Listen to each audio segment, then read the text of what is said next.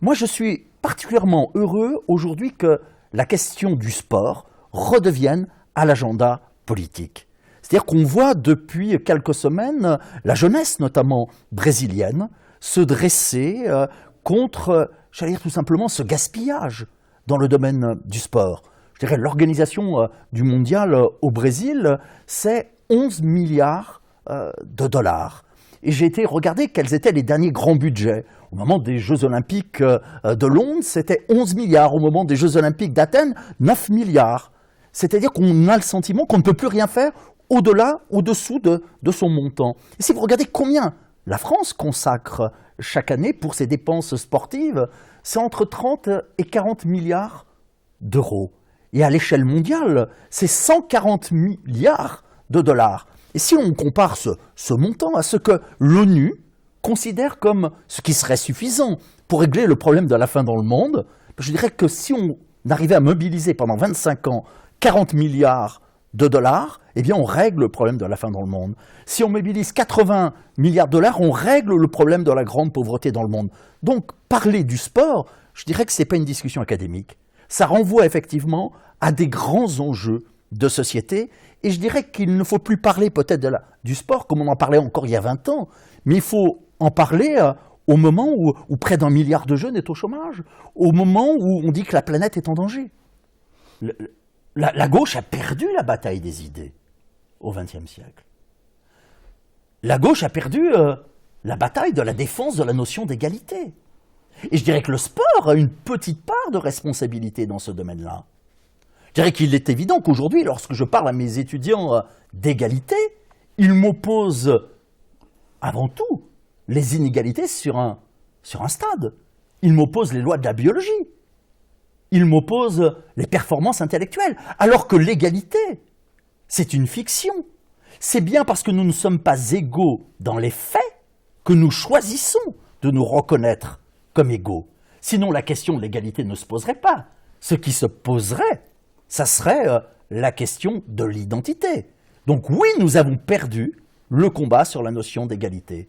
Oui, nous avons perdu le combat sur la notion de coopération, de sport coopératif.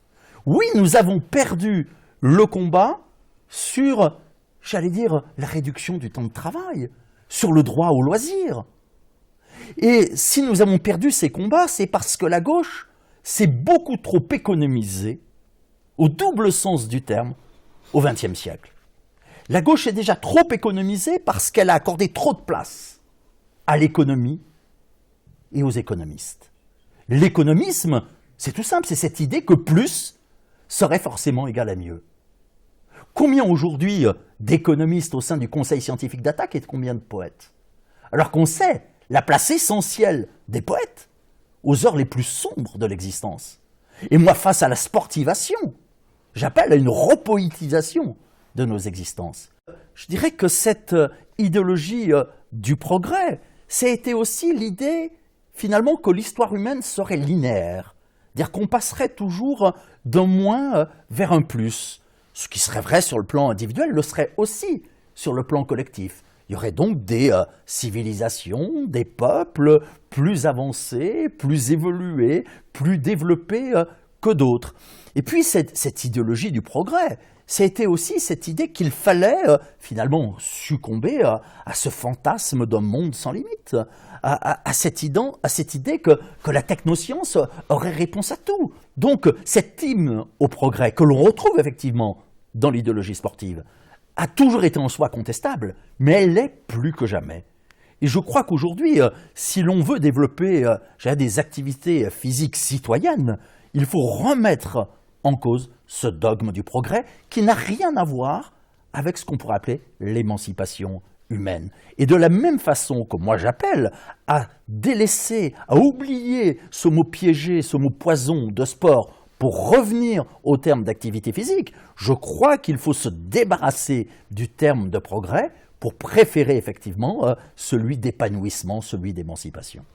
Alors, au plan de l'éducation, est-ce que on a le choix simplement, c'est un petit peu binaire, un peu manichéen, entre d'un côté un parti pris qui serait celui, allez, grosso modo, d'Ala Finkielkraut par exemple, de considérer que que l'esprit de compétition est consubstantiel à l'humain et que c'est ce qui donnera le meilleur de l'humain. De l'autre, on peut prendre Michel Onfray. Ce sont deux invités aussi de Regard sur le sport. Michel Onfray qui, lui, conteste tout à fait cela et pour une conception, comme il le dit lui-même, nominaliste du sport, dans lequel, ou activité dans laquelle n'interviendrait pas nécessairement la rivalité. Comment vous pensez cette catégorie de la compétition, de la rivalité? Je pense qu'il faut déjà se défaire de tout essentialisme vis-à-vis du sport. C'est-à-dire qu'il faut se défaire de cette idée que la compétition, que l'esprit de concurrence serait quelque chose de naturel. Ça ne l'est pas plus et pas moins que l'esprit coopératif. On doit aux travaux des anthropologues, je pense à Pierre Clastres, je pense à Lévi-Strauss, d'avoir montré que dans ce qu'on appelle les sociétés premières, il y a beaucoup de jeux, on joue énormément, mais il n'y a pas d'activité d'ordre compétitif. Et l'objectif, ce n'est pas de gagner. Lévi-Strauss explique dans Triste Tropique comment sur les beaux plateaux andins, on va, recycler les matchs de foot, mais on joue tant qu'il n'y a pas égalité. Pierre Clastres explique comment, si on organise dans les sociétés premières qui existent encore aujourd'hui des courses à pied, eh bien tout le monde arrive sur la même ligne. Parce que tout simplement, ce principe non seulement d'individualisme, l'idée qu'il faudrait être le meilleur, n'est pas enraciné. Mais ce qui est enraciné, c'est le fait que ce qui aurait de pire, ça serait d'être en dehors du groupe, d'être sorti du groupe. Aujourd'hui, faites l'expérience, prenez des gamins dans une école maternelle, faites-les courir, il n'y a pas besoin de leur expliquer 10 fois, ils vont se battre pour être premiers. Donc il faut refuser cette idée que le sport, ça serait la compétition, que la compétition, ça serait la vie, donc que le sport, ce serait la vie. Je crois que ce qui est, oui, la vie, c'est la nécessité de s'épanouir physiquement, sensoriellement, intellectuellement. Mais ça ne relève pas de ce sport qui, je le rappelle, est un phénomène récent, qui est né avec le 19e siècle. Donc, esprit, je dirais, de compétition naturelle, non, sûrement pas. Et oui, il faut opposer d'autres formes d'activité. Il faut le faire, j'allais dire, de tout temps, mais d'autant plus aujourd'hui, compte tenu de la situation planétaire, compte tenu de la situation écologique. C'est-à-dire qu'on n'a plus le droit de reculer la critique du sport. On n'a plus le droit de reporter le moment où il va falloir faire ce grand basculement. Et je voudrais sûrement pas qu'on comprenne ce discours comme étant finalement le fait d'amoindrir la question du corps.